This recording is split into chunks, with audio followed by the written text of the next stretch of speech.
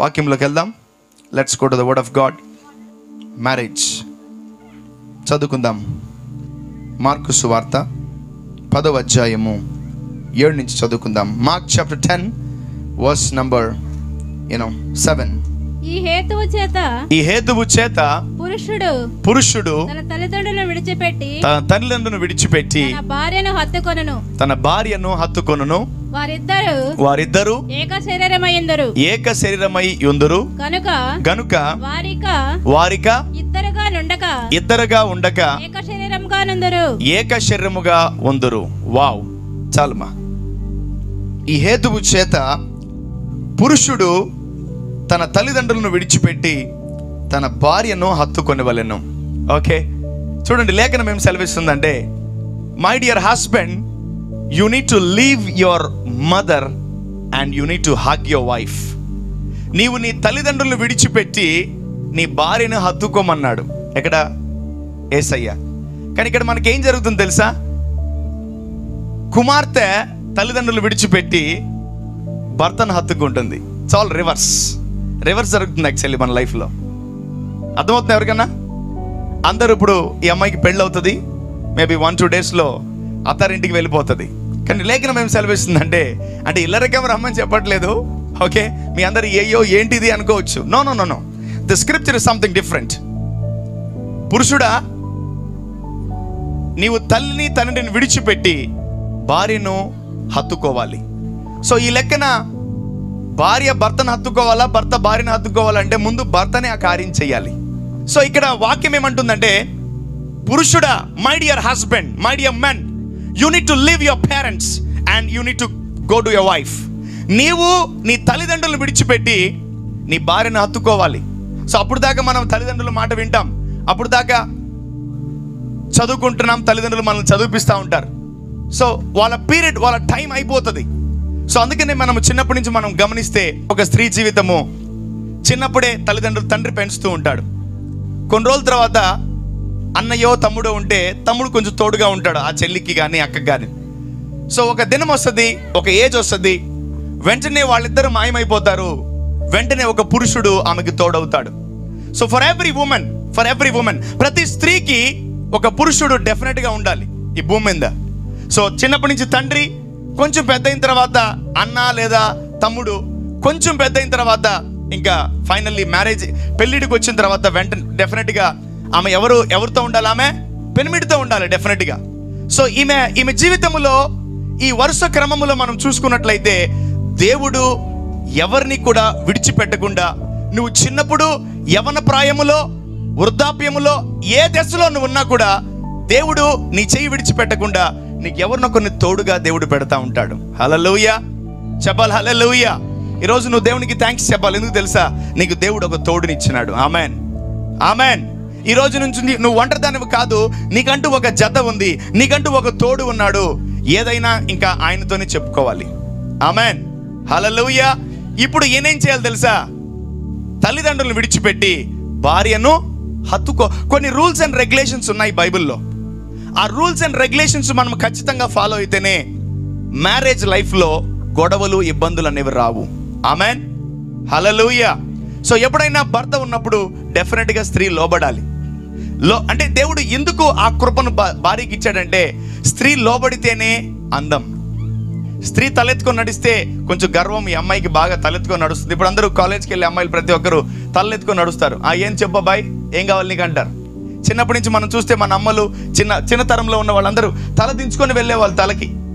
వాళ్ళు రోడ్ ఏదో తెలీదు, షాప్ ఏదో తెలియదు, ఏమీ తెలియదు వాళ్ళకి. అలా చిన్నప్పుడంతా పెరిగారు. ఇప్పుడు ఎవరో తల దించితే పడతామని చెప్పి అందరు ఇలా నడుస్తున్నారు. ఓకే, గుడ్, బట్ మంచిదే, నేను కాదంటలేదు. బట్ దేవుడు ఒక మాట అంటున్నాడు, ఈ హేతువు చేత పురుషుడు తన తండ్రిని తల్లిని విడిచిపెట్టి తన భార్యను హత్తుకోవాలి. సో మై డియర్ కొడుకులు కనేటువంటి తల్లిదండ్రులారా, మీ అందరికి ఒక గుడ్ న్యూస్. నాకు కొడుకులు ఉన్నారు అంటే మీకే ఈ మాట జాగ్రత్తగా వినండి. This word is for you. నీ కొడుకు ఎప్పటికైనా మిమ్మల్ని విడిచిపెట్టడం అంటే ఏం తెలుసా? మీతో ఉండి వేరే ఇల్లు, వేరే కాపురం అని కాదు, భార్యతో సాంగత్యం చేయడానికి ఆయన స్టార్ట్ చేయబోతున్నాడు. హల్లెలూయా. ఇంక నుంచి no more ruling your son. నీ కొడుకు, చాలా మంది ఇంకా భార్య పెళ్ళైన తర్వాత కూడా తల్లిదండ్రులు పరిపాలిస్తూ ఉంటారు. ఏయ్ కూర్చో, నీ భార్య మాట ఎందుకు వింటావు ఆయ్ అంటారు. ఓయమ్మా, డోంట్ అంటే మంచి తల్లిదండ్రులు ఇలాంటివి చేయరు. సో కొంచెం పెత్తనం చెల్లాయిద్దాము, కొంచెం రూల్ చేద్దాము, కొంచెం పరిపాలిద్దాం అనుకునే వాళ్ళు ఏం చేస్తారు తెలుసా? కూర్చో, నిలబడు, మోకాళ్ళొంగు అని ఏమేమో నేర్పిస్తూ ఉంటారు చాలా మందికి. So that is not at all right. Okay, ప్రేమ కలిగి ఉండటకు మనం ప్రయాసపడాలి. ఆమెన్. సో ఎప్పుడైతే నువ్వు ఆమెని కూతురుగా స్వీకరించగలవో, నీ కూతురు కన్నా ఈమెను బాగా చూసుకోగలవు. Amen. That's all the relationships.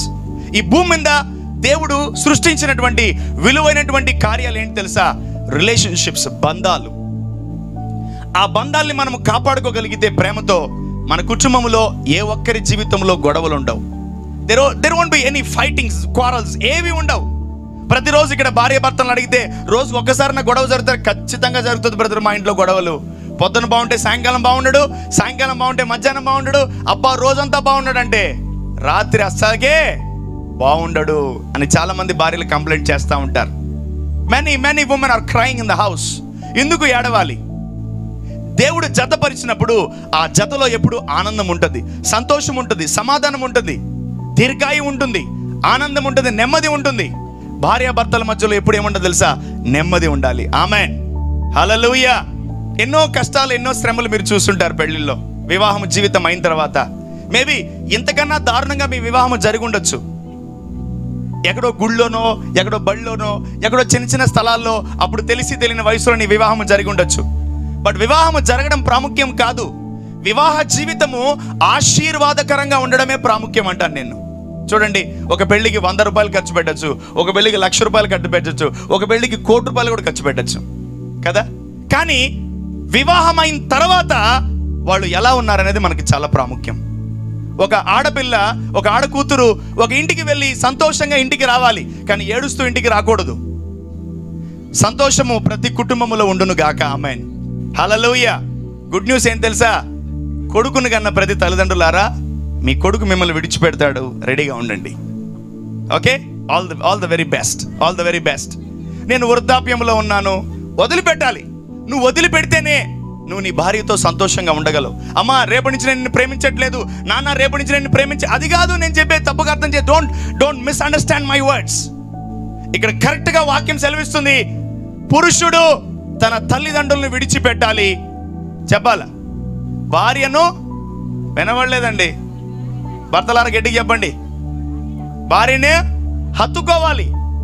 ఎప్పుడైతే ఈ కార్యక్రమము మీ జీవితాల్లో జరుగుతుందో, ఇటు తల్లిదండ్రులు బాగుంటారు, ఇటు భార్యాభర్తలు బాగుంటారు, పిల్లలు కూడా బాగుంటారు.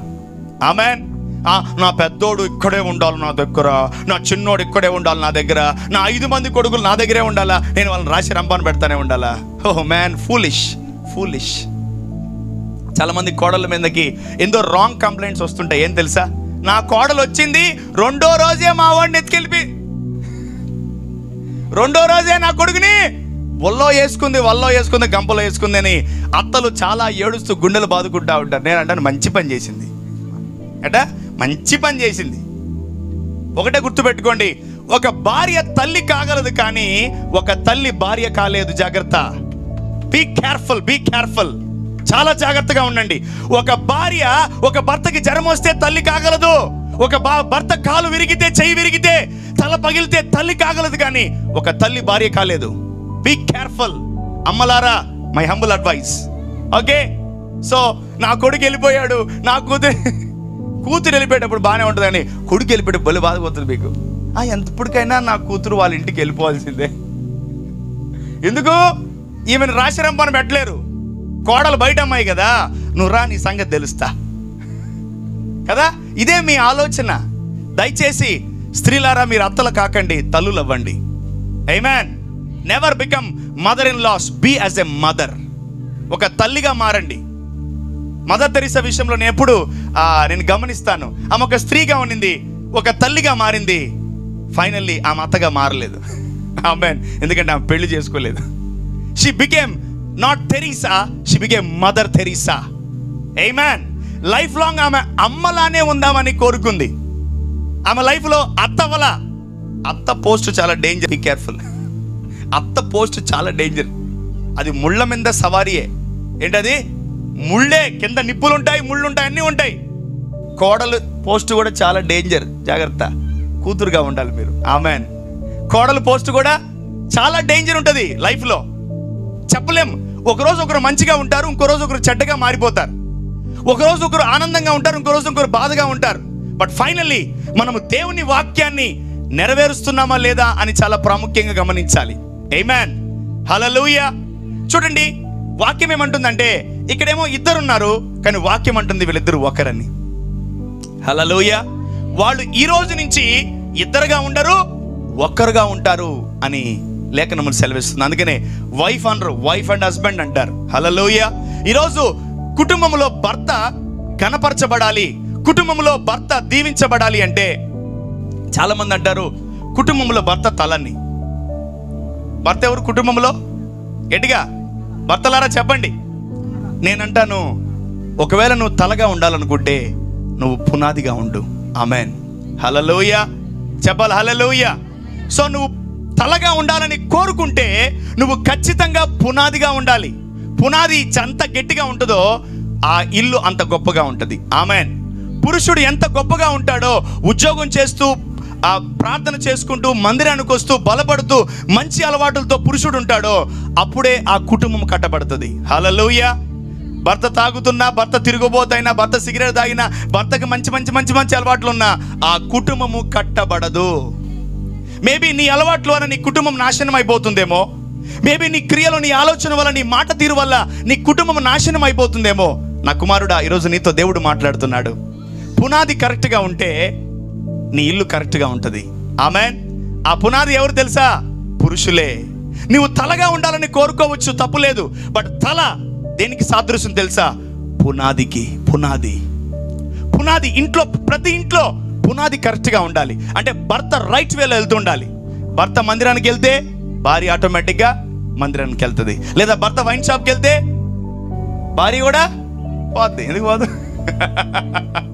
భర్త సినిమాకి పోతే భార్య కూడా సినిమాకి పోతుంది. అంటే భర్త ఎలా నడిపించాలి భార్యని? ఒక మంచి ట్రాక్లో నడిపించాలి.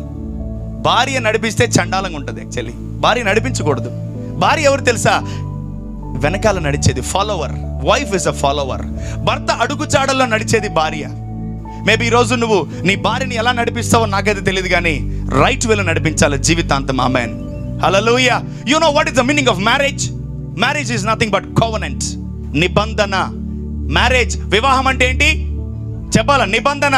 నిబంధన అంటే ఒట్టు పెట్టుకోవడం, మాట ఇవ్వడం. నిబంధన అంటే జీవితాంతం నేను జాగ్రత్తగా చూసుకుంటాను, జీవితాంతం నీ వెనకాల వస్తాను, జీవితాంతం నీకు తోడుగా ఉంటాను, జీవితాంతం నీకు సహాయం చేస్తాను, జీవితాంతం ఎన్ని కష్టాలు వచ్చినా, ఎంత ఆనందం ఉన్నా నేను విడిచిపెట్టను అని మాట ఇవ్వడమే marriage. Hallelujah. So never break any covenant in your lives. Never break. ఎప్పుడు కూడా నిబంధనను బ్రేక్ చేయకండి. నువ్వు కానీ నిబంధన బ్రేక్ చేస్తే నీ జీవితాల్లో దురాత్మలు దూరిపోతాయి, కష్టాలు, శ్రమలు, ఒంటరివాడివి అయిపోతావు, ఒంటరిదాన్ని అయిపోతావు, చీకటిమయం అయిపోతుంది. ఒంటరివాడికి ఎలా ఉంటుంది తెలుసా? అనేకమైన అలవాట్లు ఉంటాయి. యవనస్తులు మీరు గమనిస్తే వారు చాలా చాలా చాలా అలవాట్లు వాళ్ళు కలిగి ఉంటారు. ఎప్పుడైతే ఒక ఫ్యామిలీ, ఒక కూతురు, కొడుకుంటే వాళ్ళు ఎక్కువగా అలవాట్లు పెట్టుకోరు. ఎందుకంటే డబ్బు ఇంట్లో ఖర్చు పెట్టాలి కదా.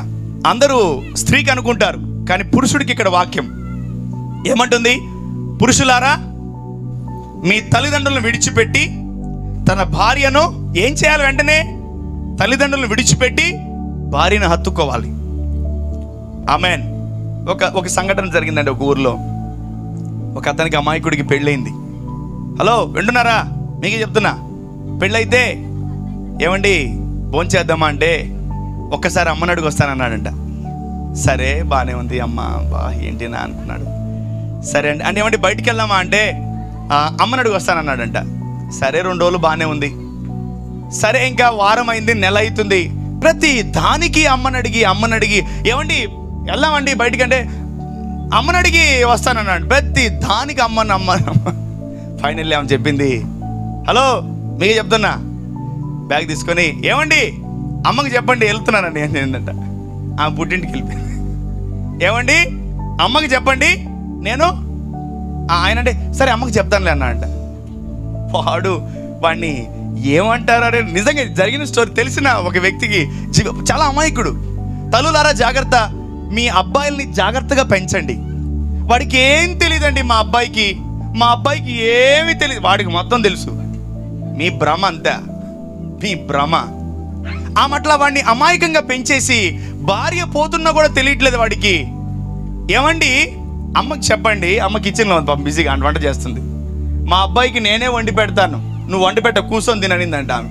సరే నాకెందుకు వచ్చిన గొడవ అనుకుంది. లాస్ట్కి ఫైనల్ ఒక డైలాగ్ వేసింది, ఏమండి అమ్మకి చెప్పండి నేను బయలుదేరుతున్నాను అంటే. సరే తప్పకుండా చెప్తాను మా అన్న అంట. వాడు ఆపట్లేదు ఆమెని. సరే బాయ్ ఆటో ఎక్కారా. ఆమె ఎందుకు వెళ్తుందో కూడా తెలియట్లేదు వాడికి. Mothers guide your son in right way. తల్లులారా మీ బిడ్డలను రైట్ వేలో మీరు పంపించాలి. హల్లెలూయా. యేసు ప్రభు మొట్టమొదటిగా ఆయన ఒక వివాహంకి వెళ్ళి ఎన్నో అద్భుతాలు చేస్తూ ఉన్నాడు. ఈరోజు యేసు ప్రభు మన అందరి కొరకు రక్తము కార్చాడు, ప్రాణము అర్పించాడు. మనమందరం తెలుసుకోవాల్సిన సత్యం ఇది. This is eternal truth. మీ అందరి కొరకు, ఇక్కడ కూర్చున్న ప్రతి ఒక్కరి కొరకు యేసు ప్రభు రక్తము కార్చి ఉన్నాడు. అందుకని ఈరోజు మనము రోగాలు లేకుండా, బలహీనతలు లేకుండా, అనారోగ్యాలు లేకుండా మనం చాలా హ్యాపీగా జీవించగలుగుతున్నాం. All because of Jesus. ఈరోజు వీళ్ళిద్దరికి వివాహం జరుగుతుందంటే ఎవరి వల్ల? యేసయ్య వల్లనే. Amen. Not because of family, not because of relatives, not because of me, because of Jesus. మొదటగా కుమారుడు చేయాలి ఈ పని. ఆ తర్వాత యాక్చువల్లీ కుమార్తె చేస్తుంది. తల్లిదండ్రులను విడిచిపెట్టేసి నేరుగా పుట్టింటికి వెళ్ళిపోతుంది. భార్యాభర్తల్ని ఎందుకు దేవుడు కలిపాడంటే, two opposite poles, north and south. పురుషుడేమో ఈజ్ ఎ మేల్ జనరల్. స్త్రీ ఏమిద్దరిద్దరు మగోళ్ళు పెళ్లి చేసుకోవచ్చు కదా, స్త్రీలు పెళ్లి చేసుకోవచ్చు కదా. అసలు అది ప్రపంచములో అసంభవం. అది వెరీ డేంజర్. ఈరోజు ఎందుకు దేవుడు ఒక స్త్రీని ఒక పురుషుడిని ఇద్దరిని కలుపుతున్నాడు తెలుసా? పురుషుడు అనగా ఇచ్చువాడు. Amen. Men is a giver and women, స్త్రీ ఎవరు తెలుసా? She is a receiver. హల్లెలూయా. చూడండి, పురుషుడు బియ్యం తెస్తే స్త్రీ ఏం చేస్తుంది తెలుసా? అన్నం వండి పెడుతుంది. పురుషుడు ఒకవేళ మార్కెట్కి వెళ్ళి కూరగాయలు తెస్తే men is a giver, women is a receiver. Amen. So ఒక కుటుంబంలో ఇచ్చేవాళ్ళు ఉండాలి, పొందుకునే వాళ్ళు ఉండాలి. సో ఇద్దరు ఒక ఫ్యామిలీలో ఉండాలి. ఒక ఫ్యామిలీలో మొత్తం ఆడవాళ్ళే ఉండకూడదు, ఒక ఫ్యామిలీలో మొత్తం మగవాళ్ళే ఉండకూడదు. ఒక ఫ్యామిలీ అంటే ఒక ఇచ్చువాళ్ళు, ఒకరు పుచ్చుకునే వాళ్ళు కంపల్సరీ ఉండాలి. అప్పుడే నీ ఇంట్లో గొప్ప దీవెన, గొప్ప ఆశీర్వాదాన్ని దేవుడు అనుగ్రహిస్తాడు. ఆమేన్. సో ప్రతి ఒక్కటి పురుషుడు ఇవ్వగలుగుతూ ఉంటే భార్య అనేకమైనవి డెవలప్ చేయగలదు. Amen. So let me tell about wife. Wise wife, she won't make husband to be angry. ఒక జ్ఞానవంతురాలు ఏం చేస్తుంది తెలుసా? భర్తకు కోపము తెప్పించదు. జ్ఞానవంతమైన పురుషుడు, జ్ఞానవంతమైన హస్బెండ్ అంట్లా లేఖనములు ఏం సెలవిస్తున్నాయంటే, జ్ఞానవంతురాలు తన ఇల్లు వినబడలేదు కట్టుకుంటది. జ్ఞానవంతురాలు. Who is a wise women? భర్త గురించి ఎక్కువగా తెలిసిన స్త్రీ భర్తకు కోపాన్ని తెప్పించదు. Who is a wise women? Hello భార్యలారా, మీతోనే ప్రభు మాట్లాడుతున్నాడు. Who is a wise women? ఒక జ్ఞానవంతురాలు ఎవరు తెలుసా? భర్తకు కోపము తేని స్త్రీ. హల్లెలూయా. ఎంతమంది భార్యలు ఇక్కడ భర్తకు కోపాన్ని తెప్పిస్తున్నారు? చేతులు ఎత్తండి. ఎత్తరు? నాకు తెలుసుగా, నాకు తెలుసు. పొర్రపాటును కూడా ఎత్తరు. ఎందుకంటే పరువు రాసుకుంటాడు. నేను రాసుకుంటా ఇక్కడ, జాగ్రత్త. ఎంతమంది భార్యలు భర్తలకి కోపాన్ని తెప్పిస్తున్నారు? ఆ కోపం తెప్పించేది, మా ఆయన ఇక్కడ కొట్టాడు, మా ఆయన ఇక్కడ కొట్టాడు, మా ఆయన ఇక్కడ కొట్టాడు. కొట్టక ముందు ఏం జరిగింది? ఏం జరిగింది చెప్పండి? కోపము. ఇంకోటి, ఒక ఇంట్లో భర్తని కోపము తగ్గించగల ఒకే ఒక స్త్రీ అమ్మ కాదు, భార్య. ఆమెన్. ఒక భర్త కోపాన్ని తగ్గించగలిగే ఒకే ఒక స్త్రీ ఎవరు అంటే ఈ భూమి మీద భార్య మాత్రమే. ఆమెన్. దేవుడు ఈ భూమిని ఇంకొకసారి నాశనం చేయొచ్చు, కానీ ఎందుకు చేయలేదు తెలుసా? ఈ భూమి మీద ఉన్నటువంటి వధువు సంఘాన్ని బట్టి. హల్లెలూయా. సో భార్యలారా, మీ అందరికీ ఒక గొప్ప advice.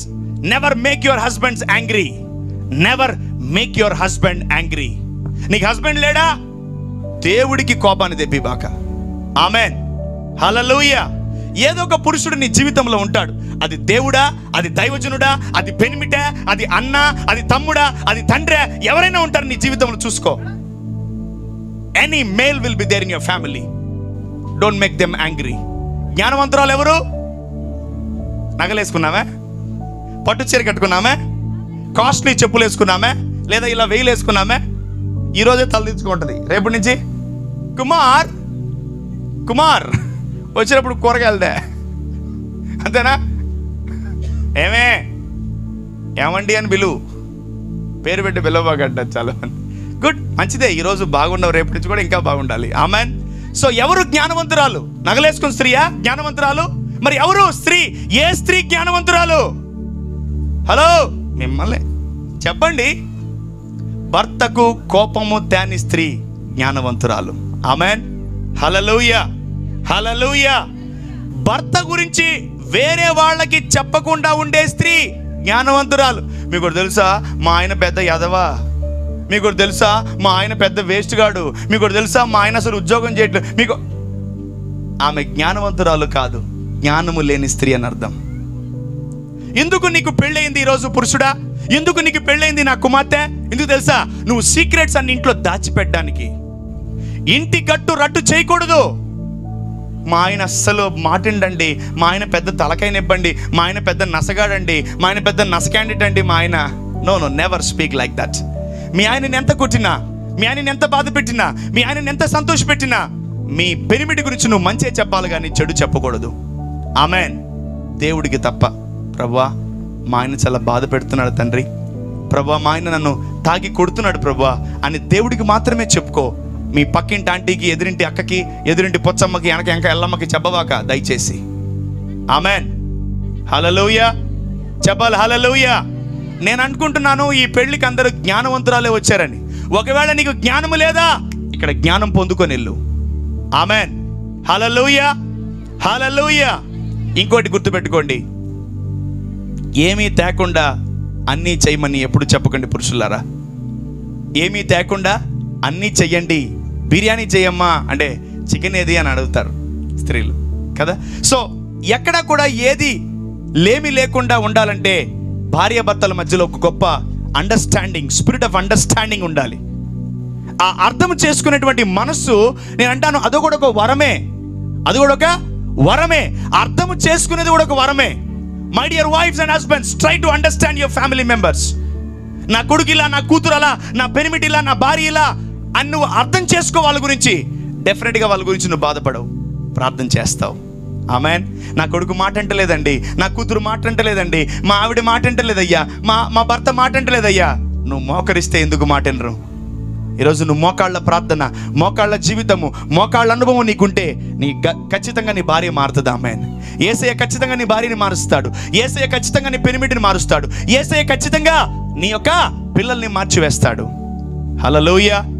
So definitely this all instructions. మీరు మ్యారేజ్లో ఇన్స్ట్రక్షన్స్ ఖచ్చితంగా, వివాహ జీవితంలో మీకు ఇన్స్ట్రక్షన్స్ కంపల్సరీ ఉండాలి. హల్లెలూయా. ఈరోజు దేవుని మాటలు మీరు వింటున్నారని నమ్ముతున్నాను. ఈ యేసయ్య మీ జీవితంలో ఉన్నప్పుడు డెఫినెట్గా మీ కుటుంబాల్లో సమాధానం ఉంటుంది. నాకు తెలిసిన చాలా మంది భార్య భర్తలు 60-70 ఏజ్ ఉంది, వాళ్ళు ఈ రోజుకి వాళ్ళని అడిగితే మీరు గొడవ ఎప్పుడు పడ్డారంటే ఒక 20 సంవత్సరాలు అయింది అన్నారు. Wow, what an amazing life style, what an amazing character. ఎవరి కుటుంబంలో అయితే యేసయ్య ఉంటాడో, ఎవరి జీవితంలో అయితే, ఎవరి హృదయంలో, ఎవరి ఫ్యామిలీలో యేసయ్య ఉంటాడో, వాళ్ళ లైఫ్లో గొడవలు అనే మాట రాదు. ఆమెన్. హల్లెలూయా. మన యేసయ్య ఎప్పుడు కలిపేవాడు కానీ గొడవ పెట్టే దేవుడు కాదు. ఆమెన్. నీ జీవితంలో నువ్వు గొడవ పడాలి, వైరం పెంచుకోవాలి, తలకాయ బాగొట్టాలి, మెదడు బాగొట్టాలి అనుకున్నావా? నీలో దేవుడు లేడు, దెయ్యం ఉంది. ఏముంది? దెయ్యమే, దేవుడు కాదు. ఈరోజు నీ కుటుంబాల్లో యేసయ్య ఉండును గాక. ఆమెన్. హల్లెలూయా.